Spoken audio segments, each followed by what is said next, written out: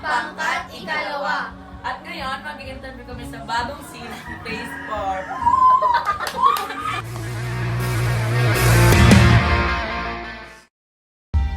Ate Dang, sa tingin mo, ano pong problema sa lugar natin? Dito ako nakatira sa Phase 4, sa UCCP Chapel. Dito ang malaking problema namin dito yung daan, yung patwalk, sobrang dilim, sobrang lubak. Kaya yung mga ibang sasakyan, halimbawa, pagkasunog, hindi makakadaan yung yung bumbero. Kaya yun sana yung masolusyonan na number 1. Kahit yung daan lang muna. Kasi mahalaga yun sa mga tao. Thank you po, thank you po.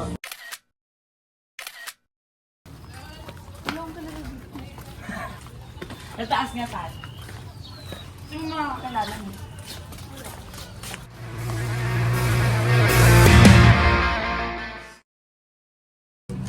Kung ano yung problema dito sa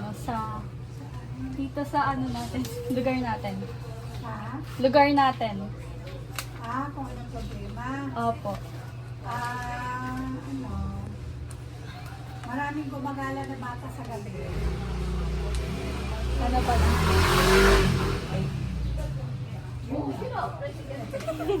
Thank you na. Anong problema dito sa lugar? Maraming basura.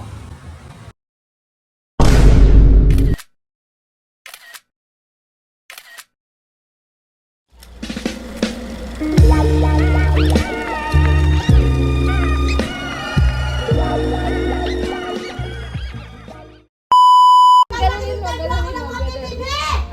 Pabi, bakit mo sila bibidyo? Interview lang, Ting. Wala akong may sagot eh. Ano lang, Ting? Kung anong sa tingin mo problema sa lugar natin. Ganon. Ano yun yan? Hindi ako yun. Ano ba yun? Ayan o, dami dun o. Ayoko niyan. Ang haba ng video nito, wala pa tayo nito. Ang problema, pera! Wait lang. Nakabidyo ka lang. Talang buhay ng buhay ng buhay ng bahay natin. Yun, alam niyo na. Napakadali naman ang... yung problema nun, dali-dali lang yan. Ano ang problema sa lugar natin? Baga naman. Dito! Number 1 ha. Ang dami mga pangit. Wala ka naman makikita magaganda dito. Number 2! Mga maninira yan. Mga dito, mga taga-Robis. O, yun, wala na akong masasalita. At dito na lahat sa mga taga-Robis. You got me jumping like